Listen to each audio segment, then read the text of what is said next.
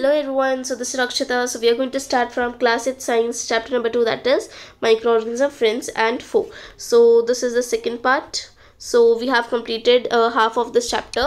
So we are going to start from a table.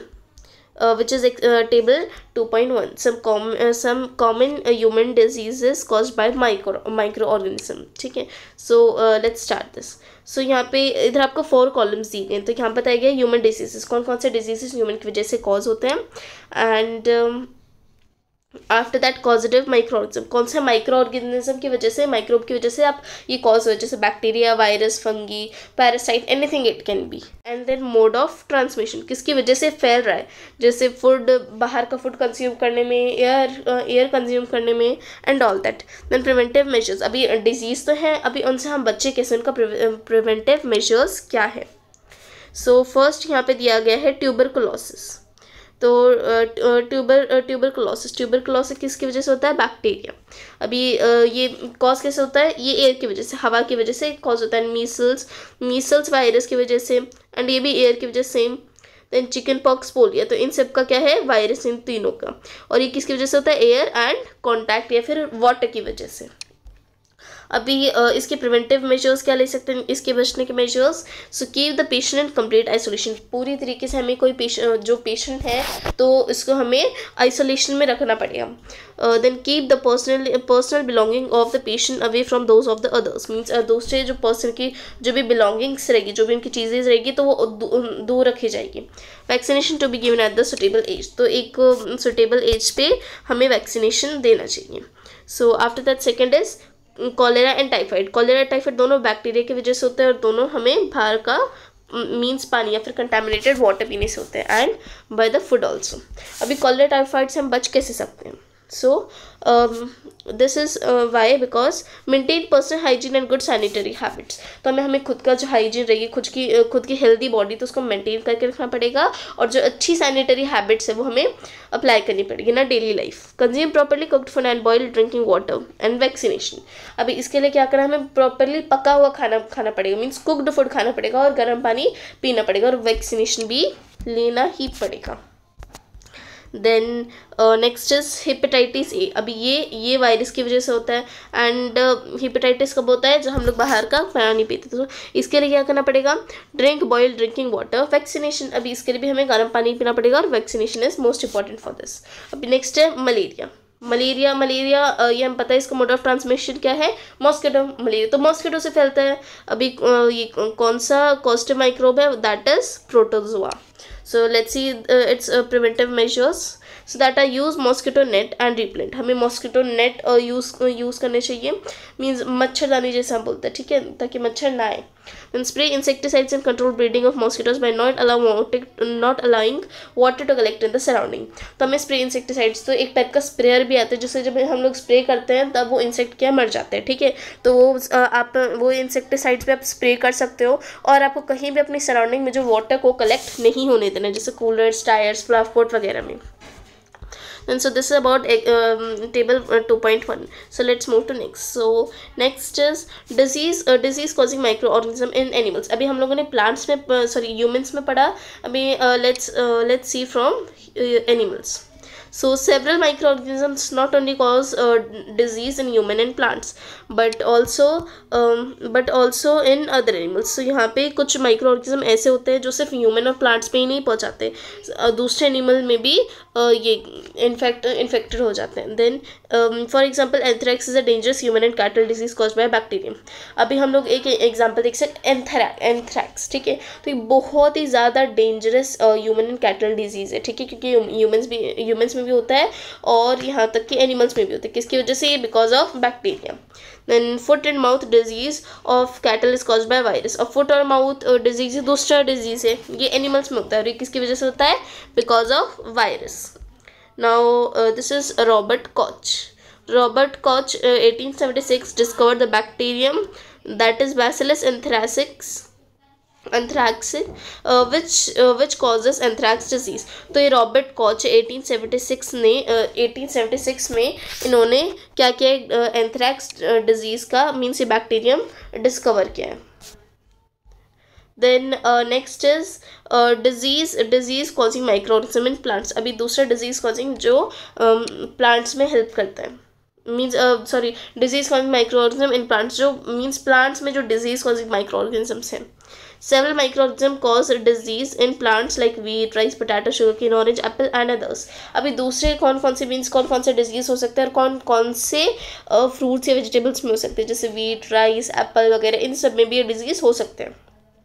The disease reduces the yield of the crops. अगर plants में disease रहेंगे तो इसकी वजह से जो येल्ड रहेगी क्रॉप की, फसल जो रहेगी वो भी उसकी मतलब उसकी येल्ड मीन्स जिसकी जितनी इनकम होने वाली वो भी कम हो जाएगी।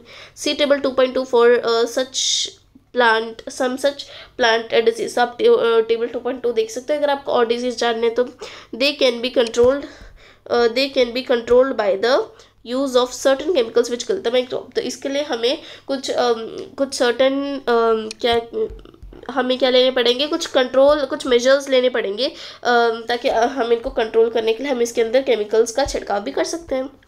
Then this is table 2.2 that is some common plant disease caused by microbe। अभी माइक्रोब्स की वजह से क्या क्या कॉमन प्लांट डिजीज हो सकते हैं। पहला है सिट्रस कैंकर। अभी माइक्रो ऑर्गेनिज्म कौन से, ये बैक्टीरिया की वजह से, और इसका मोड ऑफ ट्रांसमिशन कैसे फैलता है, because of air. Then second लिखा है rust of wheat. Rust of wheat किसकी वजह से होता है, this is because of fungi microbes. And अभी कैसे फैलता है, एयर से भी और सीड से भी फैलेगा, क्योंकि एक सीड जब हवा की वजह से उड़ के दूसरी जगह जाएगी तो वहाँ पे भी ये फैलेगा।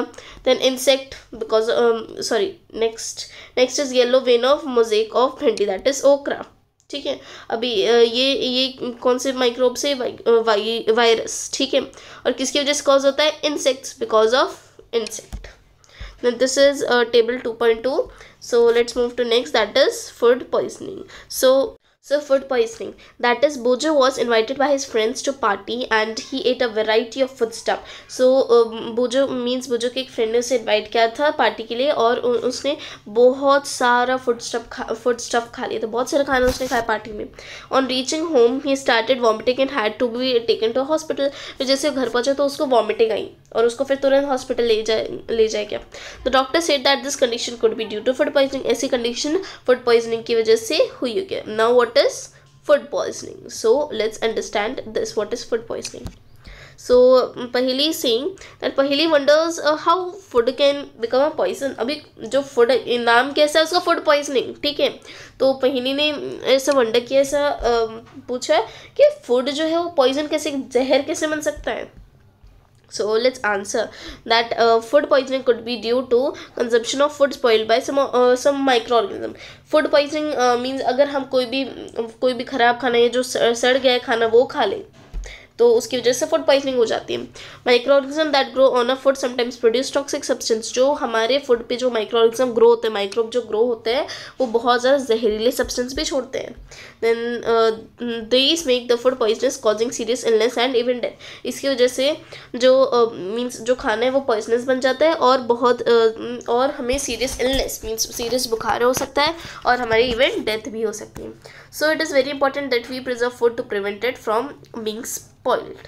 तो इसलिए क्या करना मीन्स इसलिए बहुत ज़्यादा इंपॉर्टेंट है कि हमें जो खाना है उसको प्रिजर्व मीन्स हमें सिर्फ प्रिजर्व किया हुआ खाना ही खाना चाहिए, ना कि स्पॉइल्ड वाला। The next is food preservation. Preservation means हम लोग फूड को कैसे सेव करके रखें। सो इन chapter 1 we have learned about the methods used to preserve and store food grains। हम लोग chapter 1 में पढ़ा था कि हम लोग फूड को कैसे स्टोर करके रख सकते हैं। देन फूड ग्रेन्स को, right, how do we preserve cooked food at home. हम अपने घर पे जो कुक्ड फूड है उसको कैसे प्रिजर्व करके रखें, कैसे स्टोर करके रखें। You know that bread left unused under moist condition is attacked by fungus. अगर कोई भी ब्रेड को हम ऐसे ही मीन्स हम लोगों ने यूज़ नहीं किया और ऐसे छोड़ देते तो उसकी वजह से जो उसकी मॉइस्ट कंडीशन हो जाएगी और जो है फंगस क्या है उस पर अटैक कर देगा। Then micro organism spoiler food. Micro organism के हमारे फूड को स्पॉइल कर देती है। Then spoiled food emits bad smell. अभी जो खाना सड़ के उसके अंदर से स्मेल भी बहुत गंदी आती है। हैड अ बैड टेस्ट, उसका टेस्ट तो बहुत ही गंदा होता है। एंड चेंज कलर, और उसका कलर भी पूरा चेंज हो जाता है। Is spoiling of food chemical reaction. क्या जो खाना सड़ गया उसका रिएक्शन केमिकली हो सकता है। पहेली bought some mangoes, पहेली bought some mangoes but she could not eat them for a few days. अब पहेली ने मैंगोज लेके आए, ठीक है, आम लेके आए, अभी उसको उसने कुछ दिन तक खाया नहीं. Later she found that they were spoiled and rotten. फिर उसने मीन्स कुछ दिनों बाद देखा कि वो तो सड़ गए और मतलब रोटन खराब हो गए सारे. But she knows that the mango pickle her grandmother makes does not spoil for a long time. फिर उसको याद आया कि जो उसकी ग्रैंड मदर है वो मैंगो पिकल बनाती, ठीक है, आम का अचार बनाती, जिसकी वजह से वो ज़्यादा टाइम तक चल सकता है. देन शी इज़ कन्फ्यूज, फिर वो कन्फ्यूज़ हो गई. let us study the common methods of preserving food in our homes. तो अभी हम अपने होम्स पे जो फूड है वो प्रिजर्व स्टोर करके कैसे रख सकते हैं और उसके क्या क्या मेथड है. Then we have to save it from the attack of microorganism. तो उसे हमें जो माइक्रो ऑर्गेनिज्म के अटैक से हमें इसको सेव करके रखना पड़ेगा. सो यहाँ पे कुछ मेथड्स ये हैं. सो पहला दिया हुआ केमिकल मेथड, मीन्स केमिकली हम इसको कैसे स्टोर करके रख सकते हैं. So here, salt and edible oils are the common chemical generally used to check the growth of microorganism. अभी यहाँ पे salt और edible oil है, ठीक है, जिनकी वजह से हम माइक्रो ऑर्गेनिज्म की कितनी ग्रोथ है वो चेक कर सकते हैं. Therefore they are called preservative. इसलिए salt और edible oil को हम preservatives बोलते हैं. We add salt or acid preservatives to pickle to prevent the attack of microbes. तो हम salt और acid हम लोग मतलब preservatives होते हैं क्योंकि means pickle से ये preservatives होते हैं क्योंकि ये माइक्रो ऑर्गेनिज्म से अटैक से हमें बचाते हैं. Then sodium benzoate and sodium metabisulfite. Metabisulphate are common preservatives. अब जो दो कॉमन प्रिजर्वेटिव्स हैं वो है sodium benzoate and sodium metabisulphate. Then these are also use in jams and squashes to check the spoilage. अभी जैम्स और squashes में use होते हैं ताकि हम पता लगा पाएँ ये कितने टाइम में स्पॉइल होंगे, ख़राब हो जाएंगे. ये हमारा फर्स्ट मेथड था. तो सो अभी सेकेंड मेथड है वो है प्रिजर्वेशन बाय कॉमन साल्ट. कि जो कॉमन साल्ट है उसको हम लोग कैसे प्रिजर्व करके रख सकते हैं. Then common salt has been use to preserve meat and fish for ages. अभी कॉमन साल्ट जैसे मीट या फिश इनको स्टोर करने के लिए भी काम आता है. Meat and fish are covered with dry salt to check the growth of bacteria. अभी ड्राई सॉल्ट से कवर होते हैं ताकि हम मीन्स बैक्टीरिया इनमें कितना है वो चेक कर पाएँ. Then salting is also use to preserve amla raw mango समारिन एक्सेट्रा. भी सॉल्टिंग ये हम जैसे अगर हमें आमला रॉ मैंगो समारिन इनको स्टोर करना है तो तब हम ये मीन्स कॉमन सॉल्ट यूज़ कर सकते हैं. Then preservation by sugar. अभी शुगर को कैसे हम लोग स्टोर करके रख सकते हैं. Jams jellies and squashes are preserve by sugar. तो ये कैसे प्रिजर्व होते हैं? शुगर की वजह से तो प्रिजर्व होते हैं. Sugar reduces the moisture content which inhibits the growth of bacteria which spoils food. अभी शुगर क्या करती है, जो नमी रहती है, ठीक है, उसको कम कर देती है और inhibit the growth of bacteria, और मतलब उसकी बैक्टीरिया की जो ग्रोथ है वो बढ़ने नहीं देती ताकि क्योंकि जो फूड है उसको स्पॉइल कर देगा. Then next is preservation by oil and vinegar.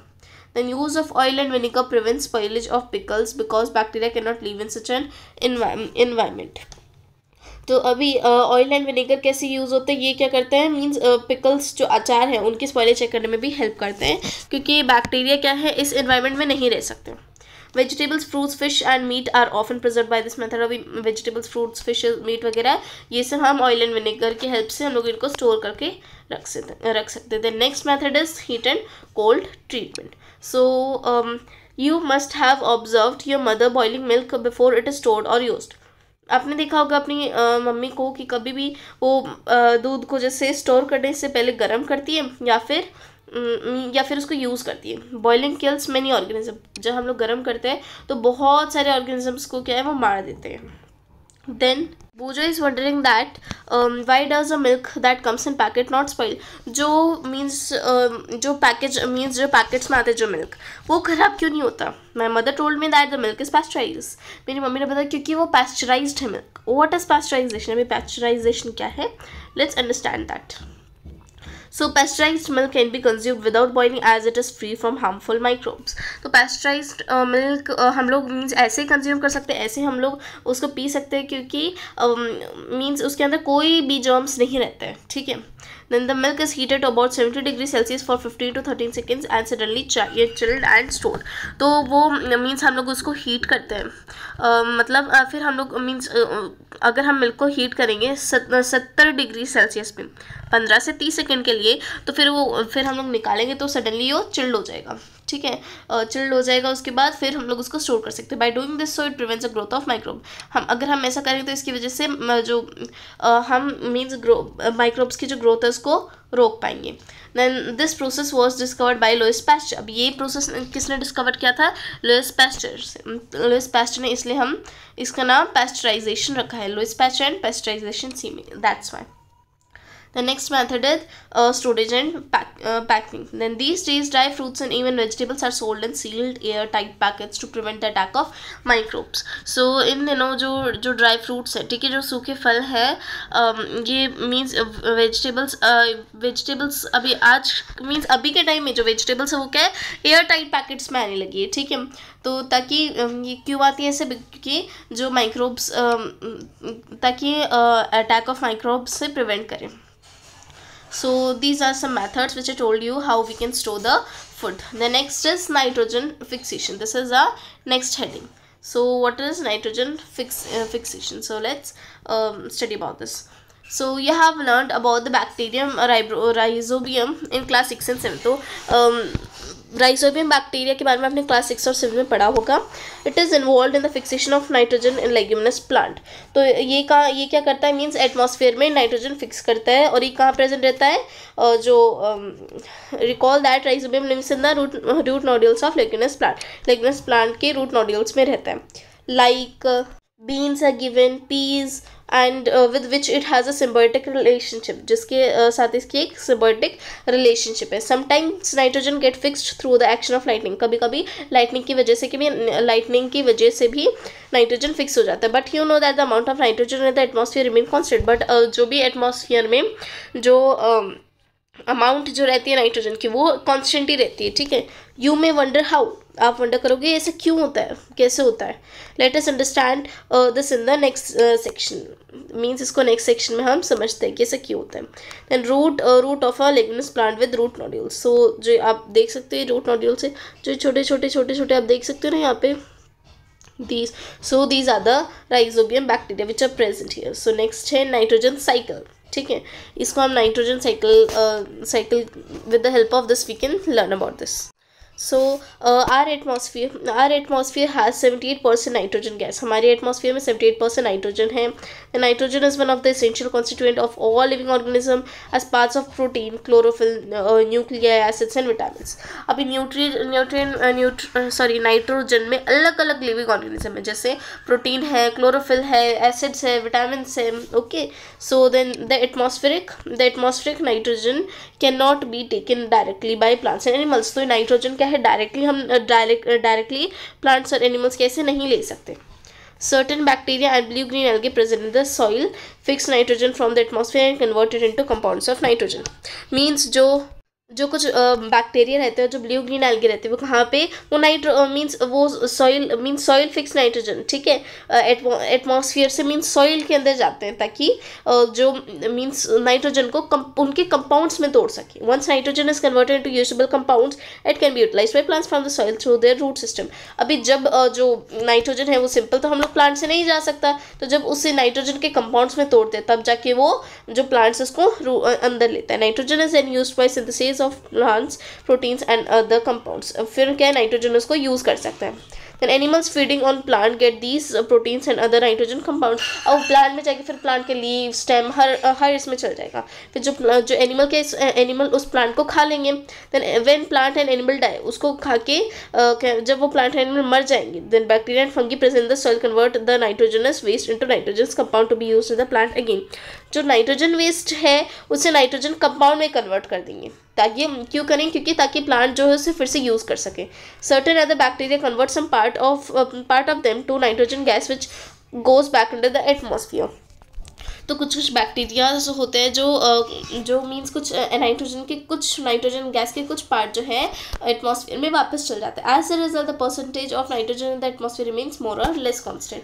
इसलिए जो मतलब एटमॉस्फेयर में जो परसेंटेज रहती है वो ज़्यादा कम मोर और लेस कॉन्स्टेंट, ठीक है, ज़्यादा और कम कॉन्स्टेंट होती रहती है. अभी ये है नाइट्रोजन, एटमॉस्फेरिक नाइट्रोजन. ये बहुत ज़्यादा इंपॉर्टेंट डायग्राम है, so that's why I am explaining you. तो इसके दो वेज है एटमॉस्फेरिक नाइट्रोजन करने के. एक तो by lightning, first we can see by nitrogen fixing bacteria fix atmospheric nitrogen. तो जो नाइट्रोजन फिक्सिंग बैक्टीरिया है क्या करता है, जो नाइट्रोजन फिक्सिंग बैक्टीरिया बाहर रहता है, ठीक है, ताकि वो जो नाइट्रोजन एटमॉस्फेयर में फिक्स कर पाए. फिर नेक्स्ट स्टेप क्या है, bacteria in turn fix nitrogen into nitrogenous compound. जो नाइट्रोजन है, बैक्टीरिया क्या करता है, नाइट्रोजन को नाइट्रोजन के कंपाउंड में ब्रेक करता है. Then compound of nitrogen in the soil. अब फिर जो नाइट्रोजन के कंपाउंड्स रहते हैं सॉइल में चले जाते हैं. Then after that bacteria turn compounds of nitrogen to gaseous nitrogen. अभी जो बैक्टीरिया है फिर वो मीन्स बैक्टीरिया क्या है, कंपाउंड ऑफ नाइट्रोजन को फिर से गैसियस के नाइट्रोजन में कन्वर्ट करता है, फिर ये एटमॉस्फेरिक नाइट्रोजन. देन ये प्रोसेस, ये साइकिल चलती रहती है. तो ये एक वे था. अभी दूसरा वे क्या है, बाय द लाइटनिंग, जब बिजली कड़कती है उसके साथ. देन नेक्स्ट, अब बिजली कड़केगी तो compounds of nitrogen in the soil वो ब्रेक हो जाएगा कंपाउंड्स ऑफ नाइट्रोजन में. देन फिर वो प्लांट उसको इनहेल कर लेंगे, अब टेक बाय प्लांट्स. फिर एनिमल एट प्लांट्स, और प्लांट को कौन खाएगा, एनिमल्स.